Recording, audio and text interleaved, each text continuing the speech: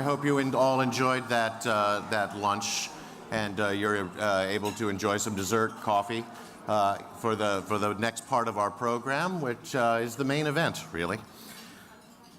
So, as I said, there will not be a pop quiz on all of that, and we certainly thank Marissa from the staff at AAP, who just tweeted everything you saw on screen in real time. So I hope your fingers don't hurt too much, Marissa. Yeah, well done, well done. It was very exciting to see some of those reveals, and I hope you all got a chance to at least see the screen a little bit. You will not be tested on the winners. In fact, you don't even have to have taken notes. All of the winners are available on a card as you leave the room, the banquet, a little bit later, and will be available online at proseawards.com. So you can always find the winners in the and the back two tables will display the actual books themselves and winners of themselves in the back there. So, okay, great. So without further ado, let's get on with things. Out of the 51 award winners that you saw on the screen there, we now bring it down to the 5 top awards for excellence in the 5 major categories. So these categories are the biological and life sciences, humanities, physical sciences and mathematics, reference works, and social science. Don't hold me to that order. This is Nigel. Brains in the outfit. All I can say is I hope any of the winners are not close to their weight limit. All right, so without further ado, the finalists for the 2018 PROSE Awards for Excellence in Biological and Life Sciences are Elsevier Academic Press, Innovative Approaches to Individual and Community Resilience from Theory to Practice. Princeton University Press, Darwin's Unfinished Symphony, How Culture Made the Human Mind.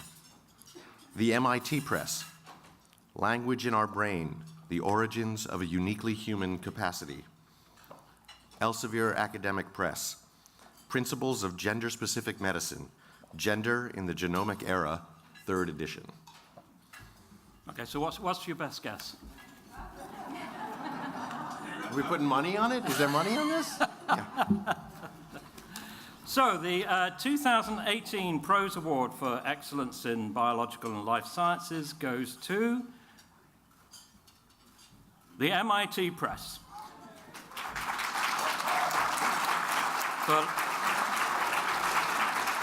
For Language in Our Brain, The Origins of a Uniquely Human Capacity by Angela Frederici. And accepting the award, please welcome Amy Brand, Director of the MIT Press.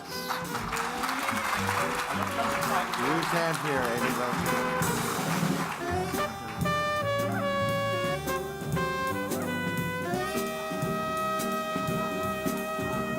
Great.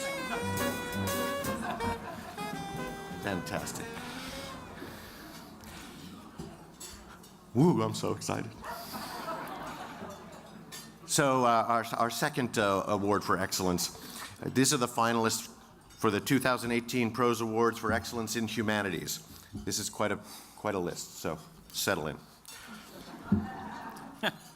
Getty Publications, Golden Kingdoms, Luxury Arts in the Ancient Americas. Cambridge University Press, The Architecture of the Christian Holy Land, Reception from Late Antiquity through the Renaissance. Oxford University Press, Jane Crow, The Life of Pauli Murray. University of Texas Press, Inca History in Knots, reading Quipus. As primary source. Potato. We actually tried to find some Incans, but nobody couldn't find any. University of Texas Press, Classics from Papyrus to the Internet, An Introduction to Transmission and Reception. Princeton University Press, The House of Government, A Saga of the Russian Revolution. Harvard University Press, Numbers and the Making of Us, Counting and the Course of Human Cultures. Princeton University Press, At Home in the World, Women Writers and Public Life from Austin to Present. Princeton University Press, The Politics of Opera, A History from Monteverdi to Mozart.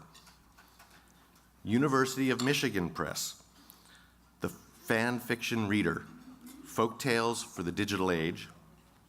The MIT Press, Understanding Ignorance, The Surprising Impact of What We Don't Know.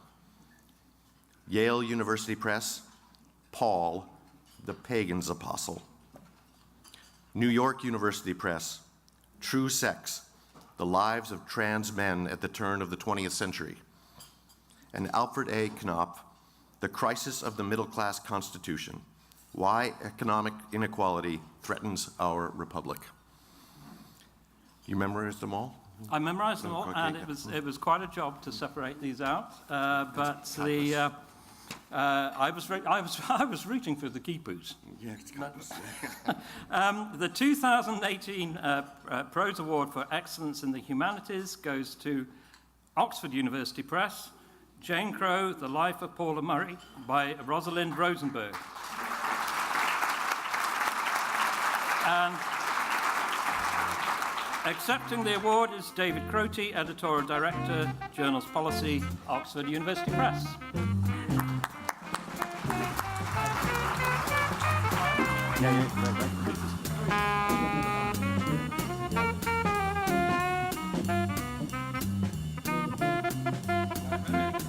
Great. The finalists for the 2018 PROSE Award for Excellence in Physical Sciences and Mathematics are Cell Press, the journal Chem. Cambridge University Press, The Measure of All Minds, Evaluating Natural and Artificial Intelligence. Cambridge University Press, Bayesian Models for Astrophysical Data Using R, JAGS, Python, and Stan. That's good. Page turner. Yeah, I know. Yeah. Cambridge University Press. I couldn't put it down. Yeah, I know. I really couldn't.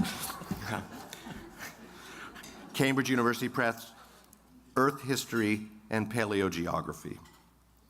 McGraw-Hill Education, Handbook of Applied Hydrology, 2nd edition. Cambridge University Press, Human and Machine Learning, Extracting Meaning from Sound. Yale University Press, A Meeting of Land and Sea, Nature and the Future of Martha's Vineyard. The MIT Press, Programmed Inequality, How Britain Discarded Women Technologists and Lost Its Edge in Computing. American Mathematical Society, Harmonic Mass Forms and Mock Modular Forms, Theory and Applications. Mass. Mass. Mass. Yes. Yeah. Yeah. That's not a typo. That's what it is. Mass. It's yeah. mass. Yeah. Mass. Yeah. Okay. Princeton. Wait, one last sorry, one. One more. Sorry. And the reason I'm wearing the tie, I got a tie with butterflies on it. I thought that was very clever. I like that. Princeton University Press, Mariposas Nocturnus, Moths of Central and South America, A Study in Beauty and Diversity. You've got to have a moth or a butterfly book somewhere. Well, we got two, if you noticed. Yeah, that's right. We've got two. Anyway, so the 2018 PROSE Award for Excellence in Physical Sciences and Mathematics goes to Cell Press for the journal Chem. Robert D. Eagling is the editor-in-chief of Chem, and he is going to accept the award. So please welcome to the stage Robert Eagling, the editor-in-chief of Chem.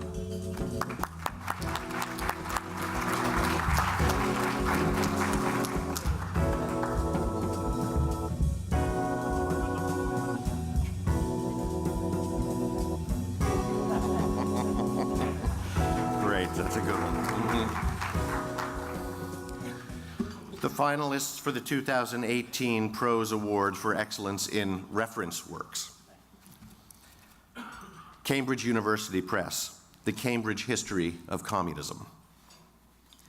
Cambridge University Press, The Cambridge Intellectual History of Byzantium. They do like to name things after themselves. Yes, yeah. Oxford University. Slip the cover off one and put it on the other. Yeah, right. Oxford University Press, The Oxford Compendium of Visual Illusions. John Wiley and Sons, Encyclopedia of Physical Organic Chemistry. Taylor and Francis, Protein Actions. Tima Publishers, Color Atlas of Brainstem Surgery.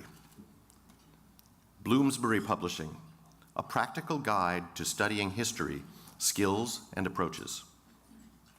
Princeton University Press, Modern Classical Physics, Optics, Fluids, Plasmas, Elasticity, Relativity, and Statistical Physics.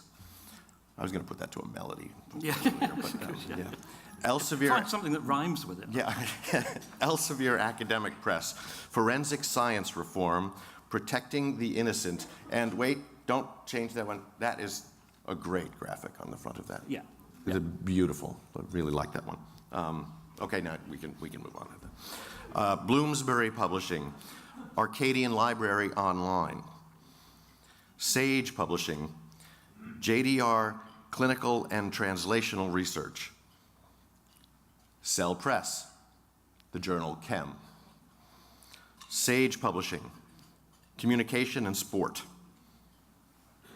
RIT Press, Haydn, online journal of the Haydn Society of North America. And where are they hiding? Where are they hiding? Actually, they're easy to spot at the networking breaks. They've got the powdered they've got the wigs. wigs. Yeah. American Society of Clinical Oncology, Journal of Global Oncology. And Oxford University Press, Gigascience. Another amazing job by the judges here, because this is really comparing apples and aardvarks. But the 2018 PROSE Award for Excellence in Reference Works goes to Bloomsbury Publishing for the Arcadian Library Online by the Arcadian Library and Bloomsbury Publishing. And accepting the award, please welcome Anna Fleming, Head of Client and Products, Bloomsbury Content Services.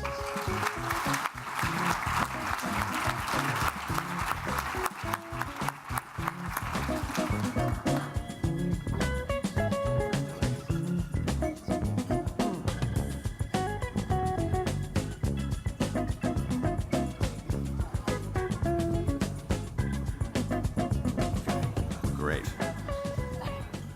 And the fifth and final award for excellence. These are the finalists for the 2018 PROSE Award for Excellence in Social Sciences. Princeton University Press, Designing San Francisco, Art, Land, and Urban Renewal in the City by the Bay. Princeton University Press, Adaptive Markets, Financial Evolution at the Speed of Thought. University of Toronto Press, LISA, A Story About Medical Promise, Friendship, and Revolution. The MIT Press, The Vanishing Middle Class, Prejudice and Power in a Dual Economy. The MIT Press, Lifelong Kindergarten, Cultivating Creativity Through Projects, Passion, Peers, and Play. I can think of a lot of things. Lifelong Kindergarten could be the, Emerald Publishing, The Century of Science, The Global Triumph of the Research University. The Belknap Press of Harvard University Press, Awakening, How Gays and Lesbians Brought Marriage Equality to America. New York University Press, The Rise of Big Data Policing. And Princeton University Press, The 7 Deadly Sins of Psychology, a manifesto for reforming the culture of scientific practice. Okay. So, the 2018 PROSE Award for Excellence in Social Sciences goes to Princeton University Press for Adaptive Markets, Financial Evolution at the Speed of Thought by Andrew W. Lowe. And accepting the award, please welcome Christy Henry, the Director of Princeton University Press.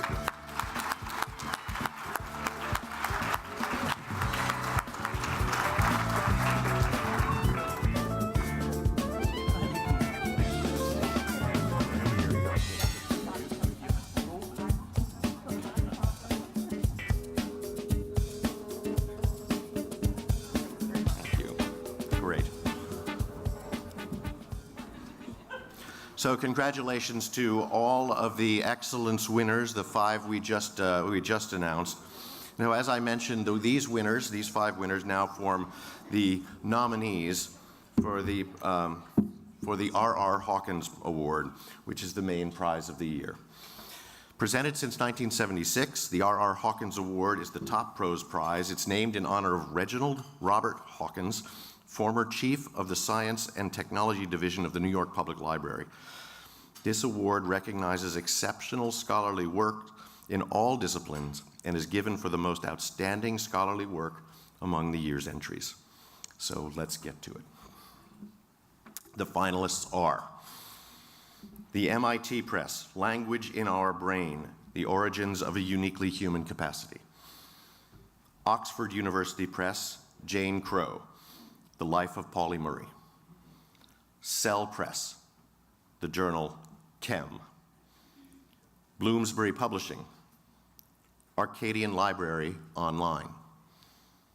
And Princeton University Press, Adaptive Markets, Financial Evolution at the Speed of Thought. So excited. Yeah, it is, isn't it? Oh, yeah. Oh, yeah. All right, so let's have a look. I was not expecting that. No, no, no. Mm-hmm. I'm good. Yeah. Yeah. All right, so this is a fantastic award. The 2018 R.R. Hawkins Award goes to Bloomsbury Publishing.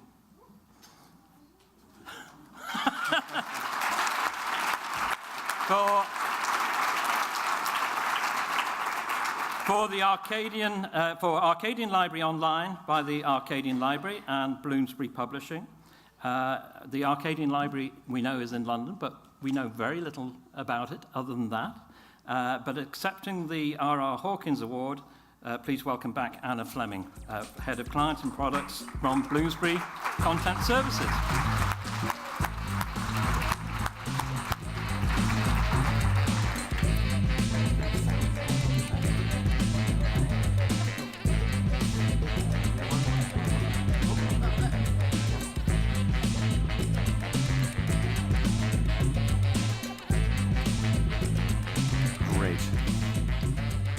Stay with us for a second. Many congratulations to Bloomsbury on this win. This is the first time in 42 years that the Hawkins Prize has gone to a digital product.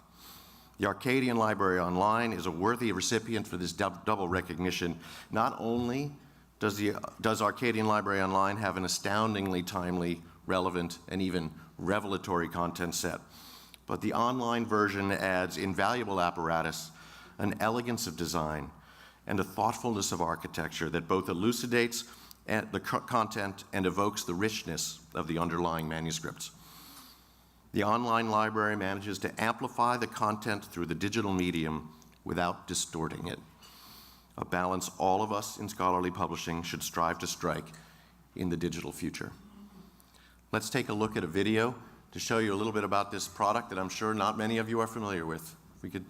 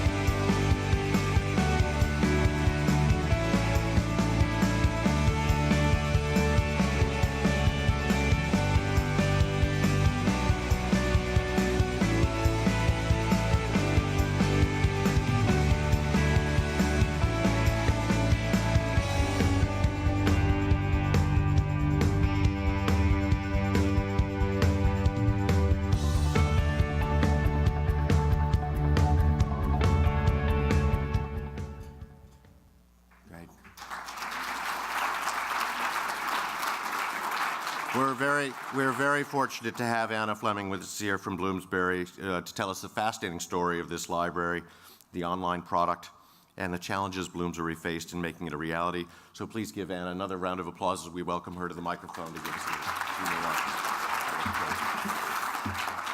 There you go.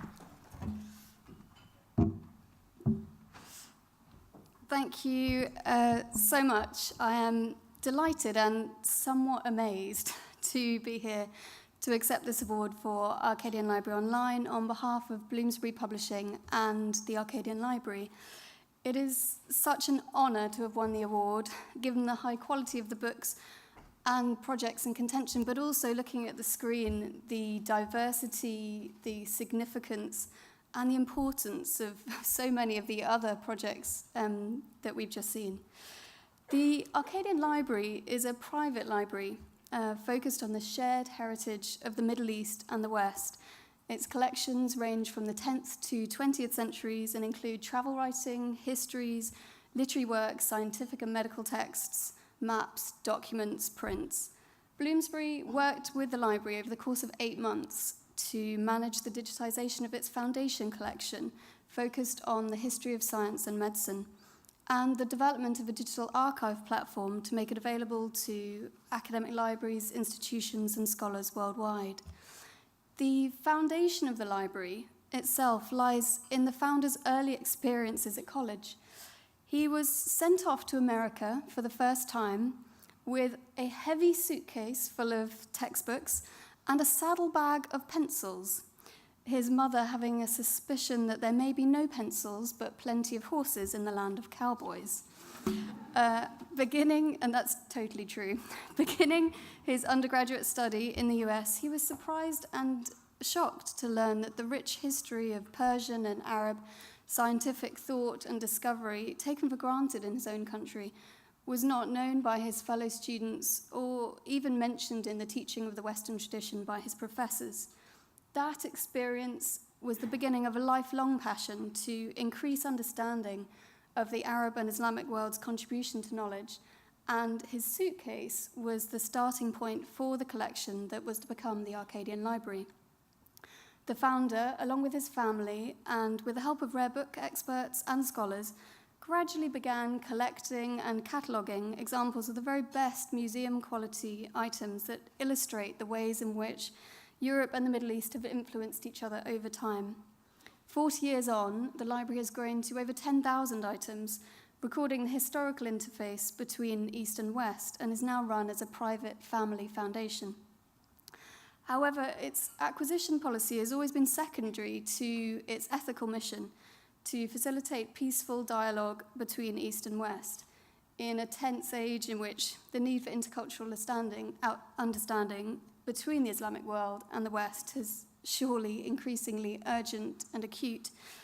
The Arcadian Library demonstrates the interdependence of these cultures. To support its mission, the library has staged exhibitions over the course of the past 25 years in Paris, London, Antwerp, Zurich, and Geneva. They've sponsored several academic fellowships and university chairs and commissioned a 10-volume series of monographs with Oxford University Press. However, until last year, the contents of the library had been seen only by scholars on an invitation-only basis, and the Foundation preferred to keep the library itself private. However, it also wanted to open up access to its holdings in order to increase understanding and to encourage research in the field. So it took the decision to do this through a digital platform. Modern science and medicine owe a great deal to ideas, inventions, remedies and techniques developed in the Levant, Mesopotamia, Persia, and Muslim Spain. And this digital collection increases the opportunity for research into the transmission, reception, and circulation of early medical and scientific knowledge from the Arab and Islamic world. We knew from the outset that Arcadian Library Online had the potential to be a major resource for scholars in the field, but my first introduction to the library was through one of the beautiful printed books published by OUP in their Studies in the Arcadian Library series, and indeed it was Contact's OUP who first introduced Bloomsbury to the Arcadian Library. Leafing through the pages of the aptly titled The Bridge of Knowledge, which is a truly beautiful kind of coffee table book, There were travellers' accounts, including early female explorers like Lady Hester Stanhope, beautifully scribed Arabic documents, scientific drawings, and of course photos of the books themselves, often with tooled leather bindings and marbled end papers. To anyone who loves books, as I suspect we probably all do, the library holds rare treasures. But we also learned that the Arcadian Library was founded to celebrate and explore the links, the networks, the mutual exchange of knowledge between the West and the Arab and Islamic world. The idea that we might be able to help the library in its mission to remind us how our different yet dependent cultures have met, related, and learnt from each other for hundreds of years was truly exciting. As Bloomsbury Content Services, a team developed to support other organisations with publishing services. Facing the challenge of publishing this first collection, we were very fortunate to have started the project just in time to benefit from the investment in a newly established division at Bloomsbury, Bloomsbury Digital Resources, bringing together digital publishing expertise and a new sales and marketing group to work exclusively on developing digital products for scholars and students.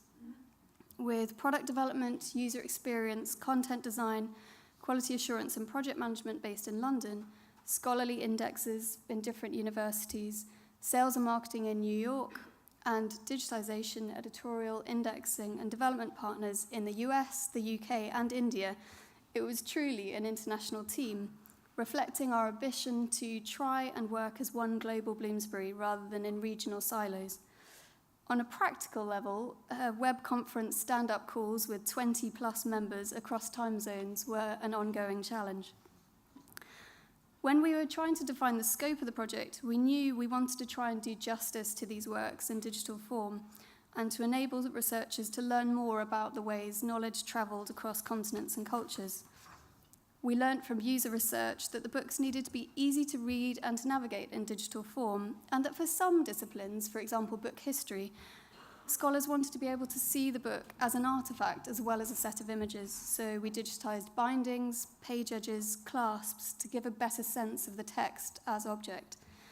We also wanted to help scholars find images within a title that might be of interest, so we tagged what we called special features, including things like illustrations, marginalia, decorations, printer's marks, and foldouts, so that in addition to a standard table of contents, you can navigate directly to them from a list on the volume page. It was a real privilege to work in the library itself and have access to its fascinating collection of books, manuscripts, documents, and maps, including a huge map of Cairo, which is just incredible, a very early one, exploring the intersections and the connections between the Middle East and the West.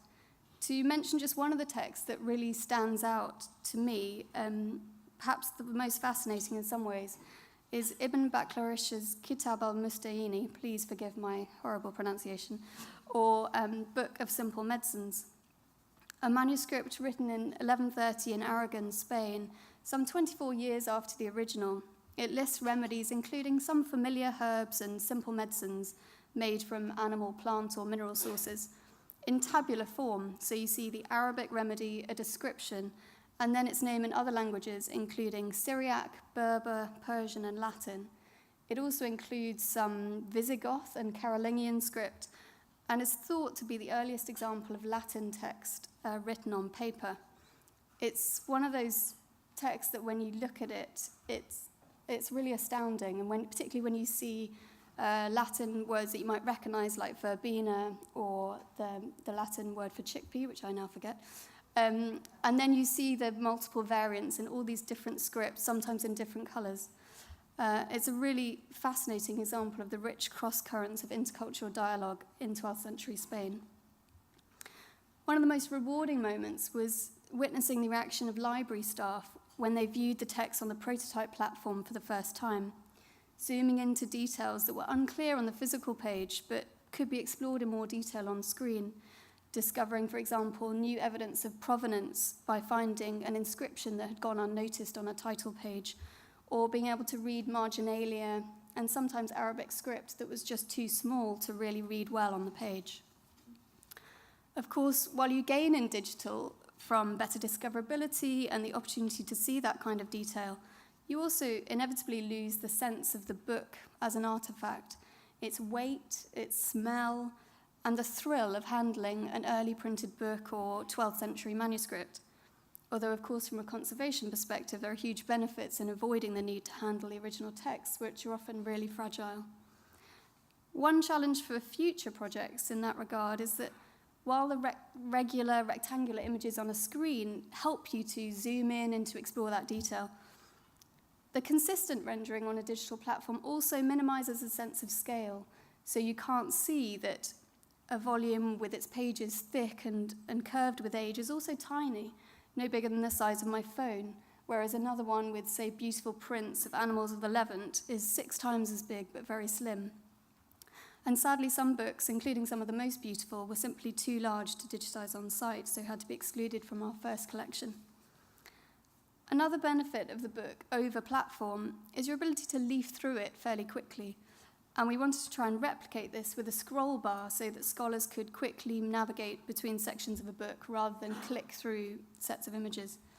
At first, it looked like our technical team wouldn't be able to integrate this with our image viewer, and we pushed the quick scroll to the pile of pragmatic no's.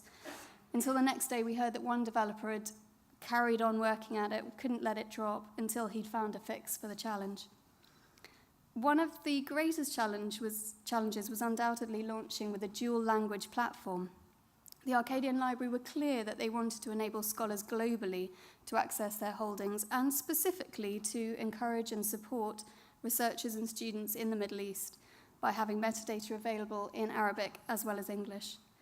So once we developed a full set of metadata for each title, it was then translated into Arabic, which placed new demands on the translators who had not necessarily worked with manuscript or book history terminology before. We were all learning on the project and often having to make difficult decisions quickly. For example, finding out that our chosen font might work and indeed look beautiful in Arabic, but didn't support extended Latin characters, and we needed a replacement today. So suddenly having to research the fascinating but quite complex world of Arabic scripts and fonts at speed. Some of the time we managed to keep our ideal scholar in mind and fight for a decision to help them, sometimes sacrificing the ideal scenario to the needs of pragmatism and the deadlines required by a publicly quoted company. We were often wrong and made a number of discoveries painfully late. With titles in many languages, including Arabic and Persian, one of our key requirements was to enable them to be read from left to right or right to left. Our content architect devised a way to ensure that Arabic volumes read right to left, based on our assumption that all Arabic volumes would read this way, only for us to discover that a number of them read from left to right. Slight issue. And indeed, many of the volumes contained multiple languages anyway. We did finally find a way to enable each book to be displayed as it was intended to be read, and users can now access those pages and search metadata using an English or Arabic interface and zoom in to see the detail, whether on a desktop, tablet, or mobile phone globally. In their introduction to the library on the website, the founder and chairman writes, "The purpose of the institution of the Arcadian Library is to promote peaceful dialogue between the Middle East and the Western world. We must continue to appeal to mankind's better nature, to engage people in reasoned, enlightened dialogue. Only by this process can ignorance, fear, prejudice, and conflict be quashed and peace and understanding finally achieved. After all, if medieval Jews, Christians, and Muslims were able to work together in the Islamic empires for the betterment of humanity, why can we not now do the same thing? Even if ultimately we find ourselves unable to achieve this peaceful goal, we know that with the digitization of this first collection within the library, we will have at least accomplished one thing. We will have proven that scientists from the Levant and those from the region it so heavily influenced throughout history truly did change the world through their scientific accomplishments. It could be argued that without Razi's, we would not know the difference between smallpox and measles. Without Albucasis, surgical practices would be centuries behind. Without Al-Khwarizmi, we would not have the internet, smartphones, or simulation models. The entire region changed the world in so many ways that so many people do not know, and we are delighted, finally, using our world-class library to be able to prove it one step at a time. It has been a fascinating and exciting project, and it's hard to see how we'll improve on this moment now. But we're about to start digitization of the next collection, focusing on diplomacy and international relations between Europe and the Ottoman Empire. So we will have to try. This is the next step in an ongoing project, with sales of the platform helping to fund digitization of the library's collections. Future projects may even include print spin-offs, including beautiful facsimiles, for example, reproducing key books as artifacts with reproduction bindings. Bloomsbury's mission is to publish content of excellence and originality, whether in print or digital. We have worked hard to bring the often unique treasures of this special library to life in digital form, and it is such an honour to learn that you have judged Arcadian Library Online to have achieved excellence in scholarly publishing, worthy of the R.R. Hawkins Award. Thank you so much to the AAP PROSE Award judges on behalf of the Arcadian Library and from all of us at Bloomsbury Publishing.